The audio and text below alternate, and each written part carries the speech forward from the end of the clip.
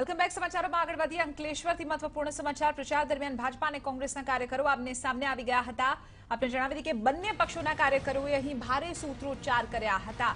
23મી તારીખ નજીક છે અને 23મી સમગ્ર ગુજરાતમાં વોટિંગ થવાનું છે તે પહેલા પ્રચાર પણ અહીં તેજ ગતિએ વધી રહ્યો છે। ભાજપા અને કોંગ્રેસ જે બંને મુખ્ય પક્ષો છે તેમના કાર્યકર્તાઓ અહીં પ્રચાર દરમિયાન આમને સામને આવી ગયા હતા। મહત્વની વાત છે કે પ્રચારમાં પણ એક રીતની ગતિ વધી છે અને પ્રચારમાં આક્રમકતા પણ વધી છે અને કાર્યકર્તાઓ પણ એ આક્રમકતામાં અહીં આમને સામને આવી ગયા હતા। તસવીર આપ જોઈ શકો છો અંકલેશ્વરની કે જ્યાં પ્રચાર કાર્યક્રમ દરમિયાન ભાજપા અને કોંગ્રેસના કાર્યકરો આમને સામને આવી ગયા હતા।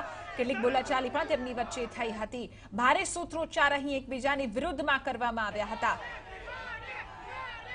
ભાજપા તરફથી કાર્યકર્તાઓ ભાજપા સરકારની સિદ્ધિઓ ગણાવી રહ્યા હતા તો બીજી તરફ કોંગ્રેસે અહીં ભાજપા સરકારને વખોડી હતી। આજ મુદ્દે વધુ જાણકારી મેળવીશું TV9ના સંવાદદાતા અંકિત મોદી પાસેથી।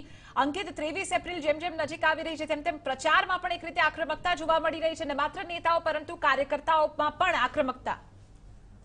જી ચોક્કસ, અંકલેશ્વરમાં આજે આ પ્રકારનો એક બનાવ સામે આવ્યો હતો જેમાં કોંગ્રેસ અને ભાજપા બંને પક્ષના કાર્યકરો પ્રચાર કરતા એક વિસ્તારમાં એકઠા થઈ ગયા હતા। આમને સામને આવી જતા કાર્યકરોએ સૂત્રોચ્ચાર કરવાનું શરૂ કર્યું હતું। એક સમયે વાતાવરણમાં ગરમાવો પણ આવી ગયો હતો। જો કે બંને સામસામે સૂત્રોચ્ચાર કર્યા બાદ અલગ થઈ જતા વાતાવરણ જો કે શાંત પડ્યું હતું। મામલે બંને રાજકીય પક્ષોએ પોતપોતાના પક્ષને ટેકેદારોના સૂત્રો અને ઉમેદવારોના સૂત્રોચ્ચાર કરતા ખૂબ તંગ બન્યું હતું। બિલકુલ, આભાર અંકિત સમગ્ર મામલે જાણકારી આપવા બદલ। તો ભાજપા તરફથી અહીં કોંગ્રેસની વિરુદ્ધમાં સૂત્રોચ્ચાર થયા તો કોંગ્રેસ તરફથી ભાજપા વિરોધી સૂત્રોચ્ચાર કાર્યકર્તાઓએ કર્યા।